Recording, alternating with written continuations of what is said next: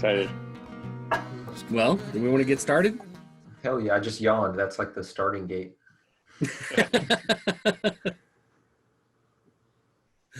Yeah, I'm pretty tired myself. Yeah, I'm exhausted. This is gonna be a great podcast. let's talk about how tired we are. You never know. You never know. All right, let's roll, I guess. Hi everybody. Welcome to another Bourbon Show. As usual, I'm Dan Schmidt, joined by Steven Shantafalski, Ryan Namoff. Tonight, we are going to be drinking some Uncle Nearest 1884, the white label version. Just a real quick background, because if you're drinking Uncle Nearest and you like a whiskey or a bourbon with a story, you can't beat this story that comes with Uncle Nearest. Uncle Nearest Green is actually the person who taught Jack Daniels how to make whiskey. He was a former slave, black man in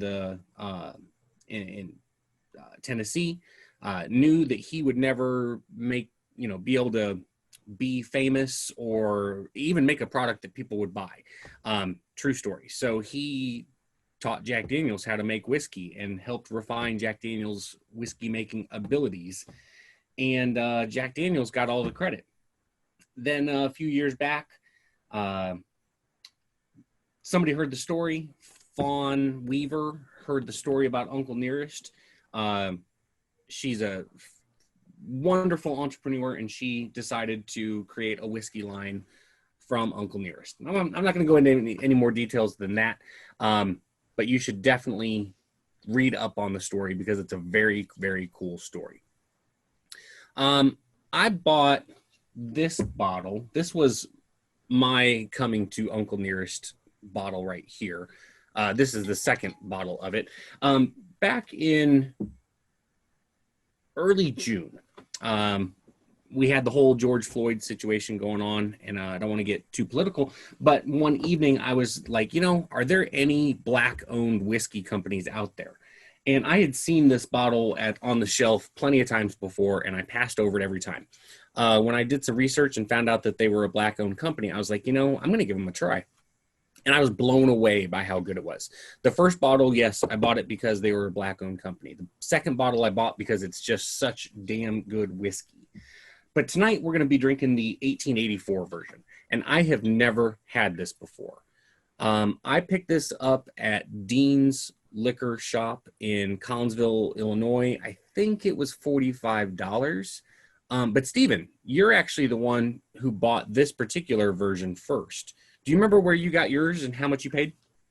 Yeah, I went to Royals Liquor in St. Charles off Zumbell, and I paid $42 for it at the time. And I had just recently talked to you, and you told that story. So when I was in there, I just decided on a whim I pick one up. I went with the slightly cheaper of the two, but I didn't really know that that's why I was choosing it at the time. It just so happened that was the case. And upon tasting it, I, kind of like you said, I was kind of blown away for the price and whatnot. Just a really interesting whiskey. Tastes great, great story. And it's probably, one of those I'll always think of in the $40 range now. Not to spoil too much what I think of it, but that's kind of all up front there. It's a great whiskey, and in terms of the label itself, I got to say, I prefer the white label to the black label because I don't like the black and gold look as much as the white and gold. Very clean look. When you see this sitting on the shelf, I just feel like I almost feel like the black label is like the negative of this label. Mine's a little blown out. You can see Dan's a little bit better. But I think it's a very clean look on the shelf, and I like the shape of the bottle and whatnot. This label is probably going to get somewhere like I'd give it a 6. It's above average. It's not not one of the all-time greats, but it gets a 6. I think the black one probably gets a 4, just because I think that this is just a cleaner look. I like the clean look of it. So we are starting off on a racist note. Good job, Stephen. Well done, sir. Way to get us started. It's from St. Charles. What do you expect? Yeah, right? I'm not from St. Charles. Well, where you're from is a little bit worse, to be honest. Yeah, we'll stick with St. Charles. Ryan, what about you? Where'd you pick yours up? I picked up mine today at Benny's. I didn't realize it was Monday. I was like, oh shit, it's Yeah. Monday. Long weekend. You kind of forget. Dan, If same I'm as going to you. be honest here, that's the reason about 6 o'clock. I sent a text saying, "Hey, we're drinking the white label tonight," right? That was honest to God. The only reason I sent that text was, Ryan, did you get your fucking bottle yet? If not, you got 2 hours to go grab it. Yeah, I bought it. I bought it at Benny's, and they closed at 4 o'clock. So I was still laying in bed, hungover, because just like a 2-day bender, pretty much for me. Got the wife in town. Was hanging out with friends, so just doing a bunch of boozing. I'm sitting Are in you bed, saying that laying she there. causes you to drink? Is that what? Massively, yes. Well, I was like, oh shit, Benny's closes at 4 o'clock today. Usually it's like 9 or 10 p.m. Yeah. Well, I better get my ass out of bed and go. So I looked up the stock and they had it. I was like, God, if I have to drive halfway across the burbs, I'm gonna be pissed at myself. Yeah. I'm already hungover. But $44.99. Took me a little bit to find it on the shelf. I thought it'd be placed by the Jack Daniels just because of the history. Yeah. I believe they also label themselves as like an American whiskey, a Tennessee whiskey, Tennessee whiskey, yeah. like Jack Daniels. So I'm looking around. I'm like, where the hell is this bottle at? It's got to be somewhere. I found it. It was like a half aisle over on the top shelf at the end of the aisle. I'm like, kind of weird placement for it, but paid $44.99 after taxes. It was like $50. Yeah. Yeah, I see it everywhere now. Stacks up in stores. I know Target's carrying it now. It's a beautiful bottle too. I like it. I was thinking maybe that other one where he said the negative, like the opposite label, might just be kind of a callback to the Jack brand, maybe on the history, just to kind of give it a similar look. But I'm not sure if that's the case. But yeah, I mean, I'm excited to try it. I've never tried it before. Yeah. So one thing I did want to mention, the 1884 is a small batch Tennessee whiskey. It's 93 proof. The 1856 is referred to like they refer to that as their premium whiskey. It's a 100 proof. So I don't want to go into too many details about it, but this is it's for sure a Tennessee whiskey. I don't know whether or not it can also claim to be a bourbon or not. A lot of Tennessee whiskeys can. We've gone on into it on other shows. So I don't know if they can legally call themselves bourbon or not. In the end, it doesn't really matter because it's delicious stuff. And if you don't know what sets Tennessee whiskey apart from other types of whiskey, it's really just one process. In order to call themselves Tennessee whiskey, after it's come out of the barrel, it has to get filtered through maple charcoal. That's one thing that separates Tennessee whiskey from other versions of whiskey, is that one particular step. It gives it a very distinctive, different flavor. But there is no actual legal definition for Tennessee whiskey. That's just the process. That's the heritage that Tennessee whiskey goes through, is that filtration through maple charcoal. So what do you say, boys? Give it a sniff, give it a taste. Cheers. Cheers.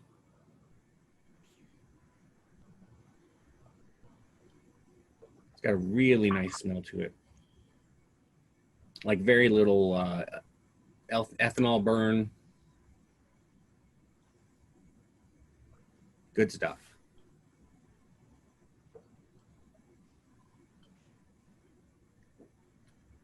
Oh, so smooth. Yeah. Like a lemon honey is what I'm picking up. I agree. I get a lot of vanilla too. Yeah. That's the first thing I tasted, vanilla. It's almost creamy. It almost changes the texture. Yeah. That's good stuff. Hey, Steven, so you've been drinking on your bottle for a little while now. How all have you, what all different ways have you drank it? No cocktails, but I've had it all three ways that we typically have it. I've had it neat on ice and with a splash of water. And, I think that like a lot of the whiskeys we've had, I think it's probably best neat. But I do think it's okay the other ways. I'm not so strongly against putting it with ice and whatnot, and I plan to try it again all 3 ways tonight. But I would definitely still have it neat, but I would still fairly often have it with ice, I think. Yeah, I'm going to be drinking mine with water, just a couple drops of water this evening, and with some ice as well. Man, like sipping it neat though, like I don't think I would want to use this in a mixed beverage. Like maybe a whiskey sour. I could see it maybe going in a whiskey sour. I don't think I would like it in an old fashioned or a Manhattan or a Gold Rush or any of those. Now, I will say that on the 1856, the black label one, it came with this little booklet. The white one didn't, and I don't know if that's intentional or if it just fell off of the white one before I was able to get it. It was not mine either. It wasn't Same. on any of the 7 or 8 bottles on the shelf, so I don't think it comes with it. Okay, so in the 1856 version, it's got this little booklet, and it tells the little story about Uncle Nearest, and it's a very, very cool little booklet.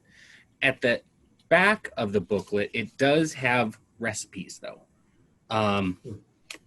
They recommend using the 1856 in a Tennessee Gold, which is 2 ounces of whiskey, 3/4 ounce of lemon juice, and then 3/4 ounce of honey syrup. And then they also have one for a Tennessee Buck, which is 1.5 ounces of whiskey, 1/2 ounce of ginger liqueur, with some ginger beer and a fresh lime.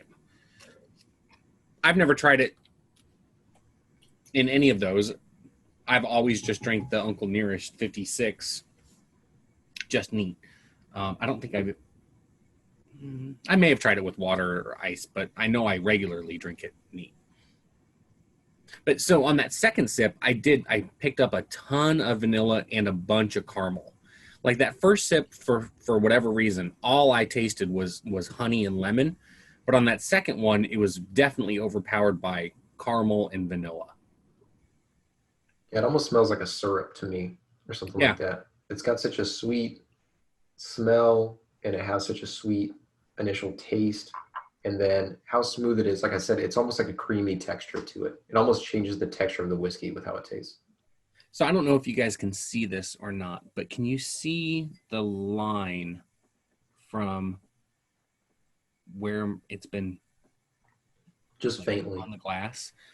I can see it very clearly in person, of course, but like it's a very heavy, like in the whiskey world they call it velvety, very, very velvety, like rim on that glass. And that's probably like an indicator of what you're saying right there, Stephen. That smoothness and what word were you calling it? Velvety or what was it? Creamy. Syrup? Creamy. It's almost creamy, yeah. Yeah. Or syrupy. Yeah, either one. But it's mostly from like oils within the barrel. But that is good stuff. Smooth as a baby's ass, I believe is the term in Tennessee. How much time have you spent in Tennessee, Stephen? I think I passed through it. How many people in that pass through did you hear say smooth as a baby's ass? I'm just curious. I think it just happened to be on the radio. Oh, I see. Okay. Yeah, there might have been Little John, I don't know. That was actually the alternate of their state motto. They decided to go with the volunteer state, but before that it was going to say the smooth as a baby ass state. That was number 2. The baby's ass of the U.S.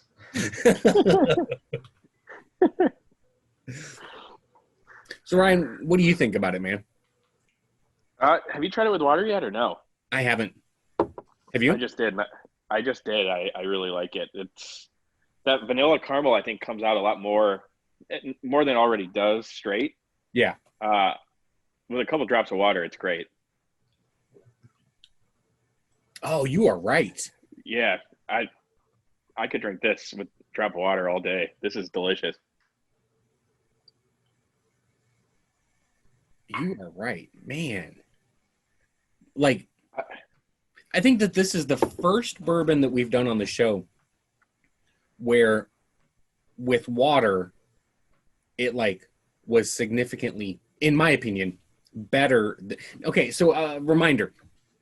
I've never had the one we're drinking tonight. I've never had this one before. Ryan has never had this one before either. Steven's the only one who's drank this one before. So, yeah, to me, with just that little bit of water in there, oh my God. I think that this is the first one we've had that I've significantly liked it, like, better than drinking it neat. And it was delicious, neat. Great neat. Oh, yeah. I mean, with the water, I feel like it's miles better. Even it was already very good. Yeah. I personally don't think it's miles better, but I wouldn't argue it either. I think it's great all three ways. Nothing beats neat for me just because I like the taste so much, but yeah. I mean, I would have no hesitation to use this. However, I'd want. So, like, I know a whole bunch of people in the whiskey world, and all of them, no, not all of them, many of the people that are in my brain right now, they are very, very big on proof, right? Like the higher the proof, the better it is in their mind. And I personally think that that's a fallacy. I think that that's an error. I think that that's a psychological thing that they're doing to themselves. The only reason I bring that up is because something that you get from a very high proof bourbon typically is a burn, or that warm Kentucky hug. You get that warmth in your throat. You get that warmth in your belly. You don't get a whole lot of that with this. So if you're one of the folks that really likes high proof liquor and you want that burn or that warmth, you're not going to get it with this. You're not going to get it with the 100 either, by the way. But this 93, you're not going to get it. But what you will get is a very, very, very damn smooth whiskey. Like a very nice sipping, bullshitting with your friends, not trying to get drunk. Like, if you get drunk, so be it. But like, I feel like this is going to, like, I feel like this would make you a happy drunk, right? Yeah. Like, not like I don't know. It just seems like have a glass with close friends, enjoy yourselves, tell some great stories type of whiskey. So a few episodes back, we had the Blanton's episode, and I did not tell you guys in advance, which was my fault, that you should have had an orange available. I haven't tested this, but I feel like apple slices would go so super well. Like, really just bring out like a Granny Smith, like a tart apple would go really, really, really well with this whiskey. Like, it just seems like, so Granny Smiths are great for, like, they're the baking apple. I feel like that would go really well with this and pull out some of those extra flavors. Like, take a bite of apple, take a little swig. I think it would go really nicely. Yeah, it would. In a lot of ways, it's almost like a cider whiskey or something, just from how like light and sweet. Okay, listeners, don't listen to Steven. There's no such thing as a cider whiskey. Well, I view in terms of like the drink world as a whole. Oh, okay. Ciders are like that, the fruitier, like lighter thing you can drink. And I think of that in comparison to like the other whiskeys that I've bought and I have on my shelf. I think that this is like the sort of the lighter, sweeter side of things. And that's how I would think of it if I was shopping for whiskey in the future. So in terms of whether or not I buy it again, I think it just depends on what I'm in the mood for. It's obviously a great whiskey. There's no denying that. It's just in terms of if I wanted something on the lighter, sweeter side. I can see that. So, I wouldn't. So in the whiskey bourbon world, a lot of times people apply like the description of floral to a whiskey. To me, this does not have a floral taste to it at all. But I see what you're saying. It has a very fruity, yeah, a fruity essence to it, if you will, a fruity profile. Um, I could, like, if I was sitting here and just really focusing and taking notes, then I would like start trying to pick out which of the fruits. But I feel like I don't know. I just get the sense that a Granny Smith apple would go super well with this, and it's probably a testament to exactly what you're saying right now, Stephen, is that cider version, I guess you'd say. It'll catch on. You heard it here first, folks. Hey, but we do have a subscriber. What's his name, Ryan? I think it's Steven's friend. Oh yeah, it's my friend Dylan. Thank you, Dylan, for subscribing. Dylan, welcome to the group.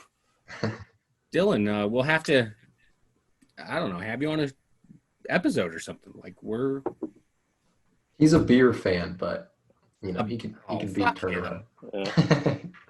Unsubscribe, please. Yeah, seriously.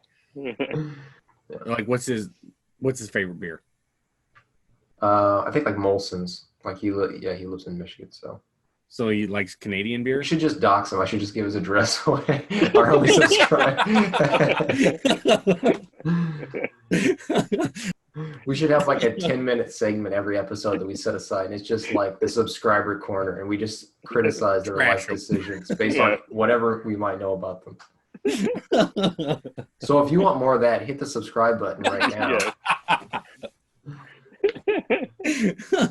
Jeez, murderer's row. When I describe this, like what we're doing, like, okay, so the listeners, if you don't know, we record like what, Stephen, you know better than me, 3 weeks or a month in advance? Yeah, a couple of weeks in advance at least. Okay. Yeah. So when I'm describing it to people, since we're so new, many people have not seen an episode yet. When we're inviting guests, I always just explain to them that, look, so we spend some time talking about the bourbon, but then we just start making fun of each other, right? Like, it's like bourbon, make fun of each other. And now subscribers too. Yeah, now we're branching out. Why would we not want to include them in what the primary part of this show is? Oh, I think it'll be amazing once we start getting some YouTube comments and we are just mercilessly shitting on those people. Because they're going to shit right back on us. So yeah. Hey, so I want to throw out there, since I know you're going to cut it out at the end anyway, if you've got something, like, listeners, both of you, if you've got something you want us to drink, put it in the comments. Like, if you're like, oh, what do these guys think of Minor Case? Well, put it down there. So, Dylan, have you ever been nearest 1884? If you've not, you need to go to the store, give it a try. You're going to like it. Get off that pansy beer, 4% alcohol. Step yourself up to some 93 proof. That's what you need to do. Hey, Dylan, have you ever had Stag? If you've never had Stag, it's probably not available up there. But if you make your way down here, try yourself a Stag. It will give you the worst hangover you've ever had in your life. It will give you the worst gas you've ever had. Like, you will clear rooms the next day. However, Stag is a wonderful beer that you need to give a try. That's a beer for you, Dylan. I can just tell. And it'll make the Schlitz seem better by comparison. Are we talking about Schlitz Blue Bowl? I don't fucking know. I hate Schlitz. Okay, so I got to tell a story, right? So over in Korea, 2001, my first assignment when I was in the Army, me and a guy who ended up going to jail for drug trafficking, like, he was in the Army too.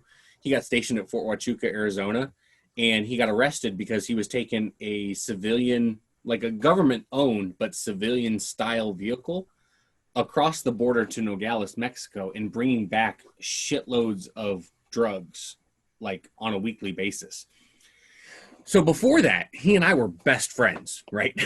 We're in Korea just doing stupid stuff, along with Tracy Davis and Costanza.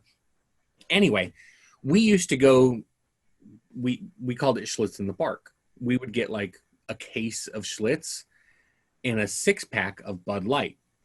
We would go to the park right across from where our base was. I was wondering where the other part of the name came from. Oh, it was in a park. Got it. Go on. Fuck you. And we would start, like, as soon as we got done for the day, we would just start getting stupid drunk in this park. But there were always homeless people there. The reason we brought the Bud Light was because the homeless people, we would give that to them so that we could continue drinking the Schlitz. So that was Schlitz in the park. Good time. Steven, weren't we drinking Schlitzes during that time when we were doing Dan's like engagement treasury hunt thing? Didn't we buy like a 6-pack of Schlitz and drink it in a parking lot in St. Louis? Yeah. Do you remember that? We totally did that. Yeah, I didn't know if that was the same time or not, but I know that pretty recently there was like a Facebook memory or something I saw with us where we just like, we had like a photo shoot with the Schlitz, like with the skyline of St. Louis in the background or whatever. Like that's got to be it, because like Annie and I got engaged on September 2nd. Yeah. So that has to be it. Yeah, that was definitely it then. Yeah. Yeah, we were just parked by like, I don't know where we were at. It was like just somewhere like in view of like the arch or something like that. We just did a photo shoot with the Schlitz. Oh, I know. So that was the site of our first date was BB's Jazz and Blues Club. So for the scavenger hunt, you guys had to go, like, she had to go to the parking lot. That's of right. That, and that would be a great view of the arch right there. Yep, that was it. Hey, have you guys tried this with ice yet? We're about to now. Putting the ice in as we speak. Gotcha. Gonna let it sit. Oh man, you guys won't be able to see this, but it is beautiful. Like can you see what's happening underneath the ice? Like I don't know. It's like a fucking layer. Like it's just beautiful. I think Zoom takes something away from it. Yeah, it probably does. But if you're drinking this at home, Dylan, and you put some ice in it, take a look at it, because it's actually a really, really beautiful thing that occurs. You think Dylan actually watched, or he just hit subscribe? Oh, he watched. You watched? No, he's a friend. So I like it a lot with ice too. Yeah. I think that my preference is with the water, just a couple drops of water. I really liked it that way. With the ice, it's got a little bit of a spicier flavor to it. Yep. To me at least. Yeah, I felt the same. Yeah. I agree with you. That has it brings out the spice more, whereas just the water brings out like the sort of mellow vanilla-y taste more. Yeah. But I think that I tend to like it with the ice more than just, so it's, to me, the rankings are neat, ice, and then water, but they're all very close. And I think that the ice being in it and just making it a colder drink accentuates that sort of light refreshingness that I mentioned earlier. Mm-hmm. And for me, the ice adds a little bit of that Kentucky hug, right?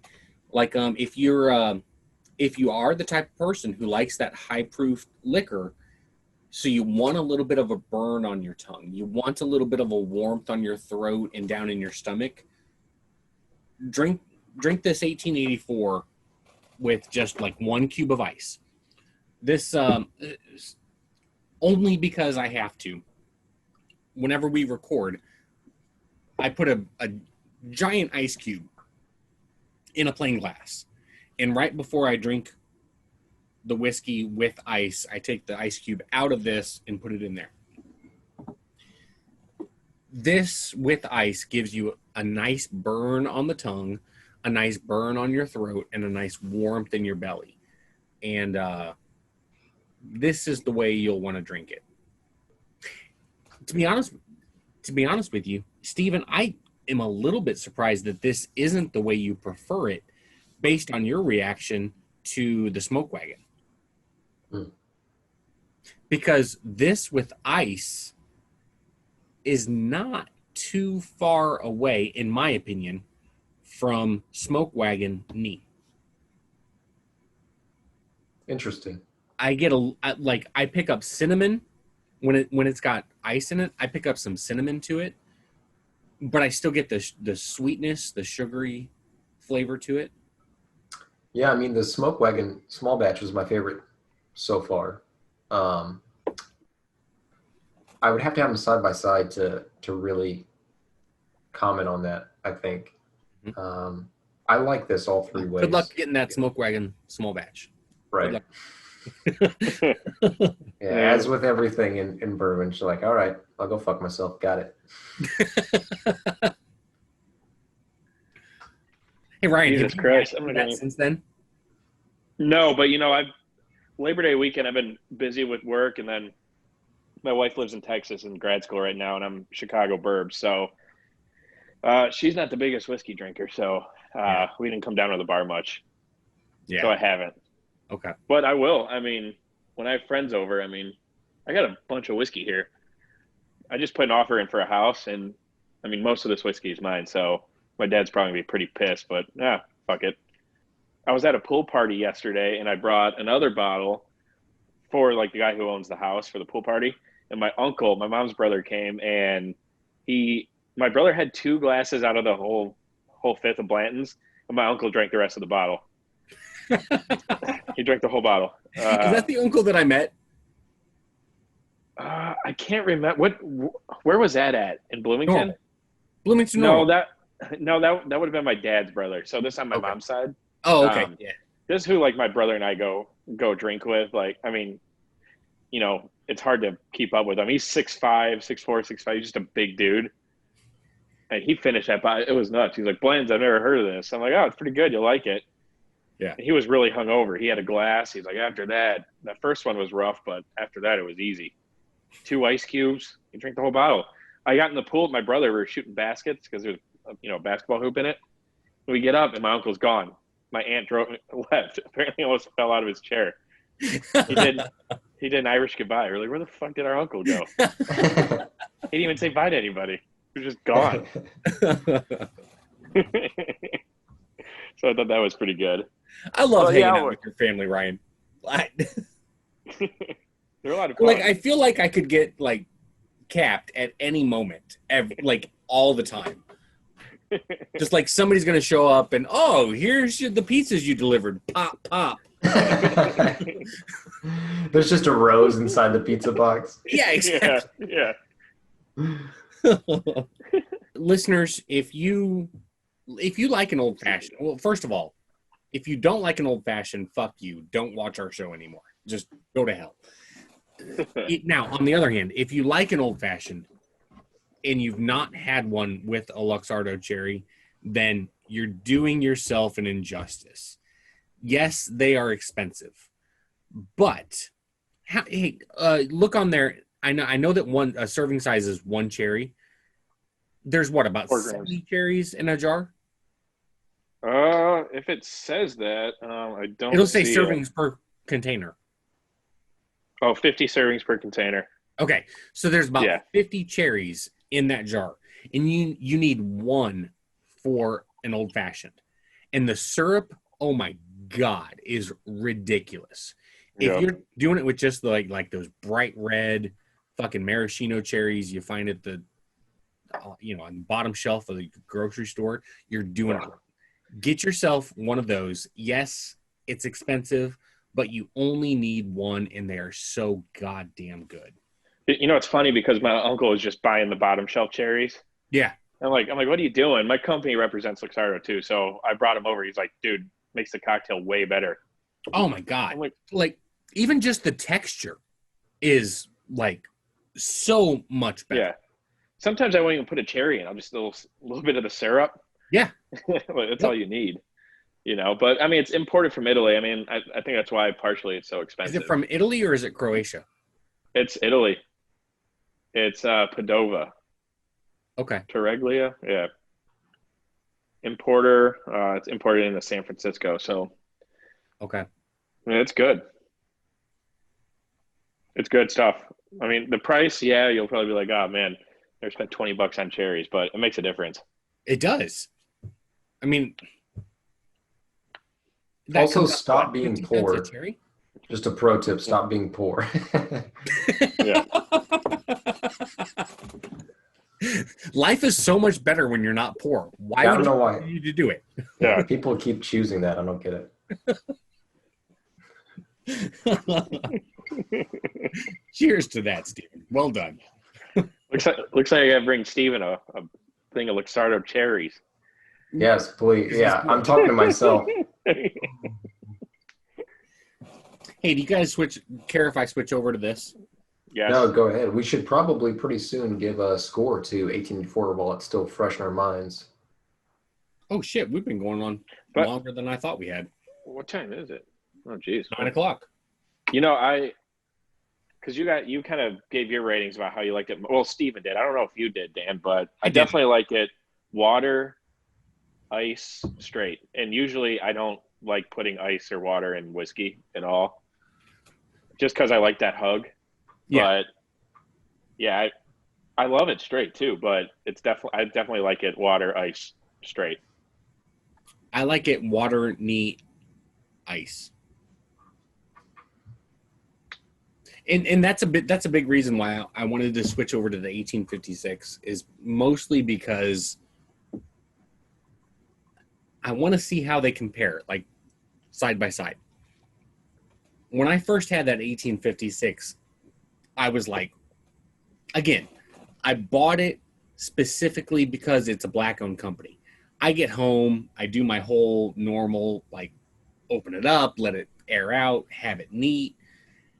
And I had it neat, and I was just like, holy shit, this is good. But I got to tell you, like, this 1884 is really freaking good, too. And it's about $10 cheaper. So There's some whiskeys you try and you're like, God, I'm just not looking forward to having a sip, like the next sip. This one's definitely not like that. This is good. okay, I've got it. Okay. Neat, side by side. The 1856 kills the 84. I mean, holy shit. That 1856, like 1884 is phenomenal. Don't get me wrong. Side by side, the 1856 is so much better. It's not even comparable. Like, I cannot. It is so good. Well worth $10 extra. Again, not taken away from the 1884. It's fucking good. Now, That's what you're doing, Dan. What? I'm just kidding. Now, I'm just going to put a little bit of water from the ice that melted. This is what I'm curious to see. But with water, 1884 is better. Best of the best, 1856 neat, followed by 1884 with water, followed by 1884 neat, followed by 1856 with water. And I don't know what the 56 smells like or tastes like with ice. So, Yeah. But that's my order right there. Well, what score are you looking at for the 1884? Me? Yeah. But you do it first. Usually you're the one asking us, so That's true. we'll give you a break this week. 1884 with water, 7.3. Neat, 7.1. With ice, 6.8. 1856 neat, 8.0. Wow. That's the highest I've ever given through however many episodes we've had. I'm just gonna give it straight across the board 7.5. 7.5. Yeah, I liked it a lot. Real good.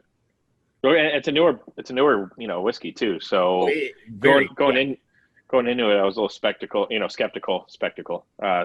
about it. You still Yeah, drunk? I'm not drunk. No, I mean, I was really hungover yesterday. Today, I wasn't that bad, so it wasn't terrible. But yeah, I mean, a lot better than I thought it was going to be. Not that I thought it was going to be bad, but for such a newer whiskey, Mhm. I mean, they got the work cut out for them. I mean, probably nothing but going up from here. Yeah. I mean, they're only 3 years old. I think they started in 2017, and they're already making stuff this good. Yeah. That's awesome. I give it a 7.1. I liked it quite a bit as well. I like how much use I could get out of it, and no matter how I want to drink it, another great whiskey. Hey, Steven, what did you rate the Smoke Wagon last week? I can't remember. I want to say I gave it like a 7.6 or something like that. Okay. I think you did. So this isn't too far behind. No, and I mean on any given day, any given bottle I might have, maybe they'd change up slightly, but I think I like this just a little bit under. Okay. What? Oh, go ahead. I was lower. I think I was what, like 7.1, 7.2 for Smoke Wagon. I would definitely drink this over Smoke Wagon most of the time. I feel like. Would you? Yeah. Not to take away from Smoke Wagon, I really liked it on the rocks. It's just that with a couple drops of water, I was blown away. Yeah. Blown away, George. It's fucking good. I'd love to try the black label now, based on what you're saying, though, Dan. I'd be curious where I rank it in comparison to the Smoke Wagon. Man, so this one I already added water to. I've got I forgot how goddamn good this is neat. Like that 1884, like if you're in the market, listen folks, seriously, if you're in the market for something in that $40 to $50 range, you're going to have a hard time beating this. No shit. Unless you like a high proof whiskey bourbon. If you don't like if you're not all about proof, this is something to fucking add to your shelf and to keep it stocked regularly. It is that damn good. Same proof as Blanton's too. You're probably trying to find Blanton's everywhere. It's True. Also 93, Yeah. If you're in the mood to spend a little bit more and you like it neat, this is fucking good. Straight. Neat. Neat. I wouldn't be surprised either. With the holidays rolling around, now it's already September. Just from a distributor standpoint, you're probably going to see Uncle Nearest gift sets at stores where there's going to be 375s maybe of both versions. I don't distribute this, Really? so I don't know, but you'll see a lot of like newer whiskeys that who are trying to make their mark out there. Do gift sets, and they'll usually give something free. They're called VAPs usually. Kind of commonly known as gift sets, but yeah, I mean, you usually get something free out of it. So you'll see like Bailey's with like these like Bailey's mugs, right? Not shit though. I'm just giving an example of like gift Okay. sets. So, but a lot of gift set like Maker's Mark, they'll do standard Makers and Makers 46 as a gift set and sell it for, I don't know how much they'll sell it for, probably $30. Well, Dan, if you want, feel free whenever you're ready to give the sign off. Scout's honor, I will not cut it early this time. You are so full of shit, you son of a bitch. I'm not. I'll have my hands right here the whole time. Okay. So this son of a bitch has cut me so many goddamn times.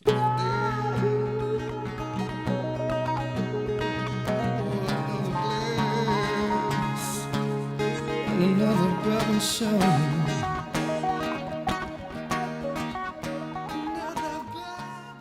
What does collateral beauty mean to each of you? I'm not going to go into any more details than that, but you should definitely read up on the story because it's a very, very cool story.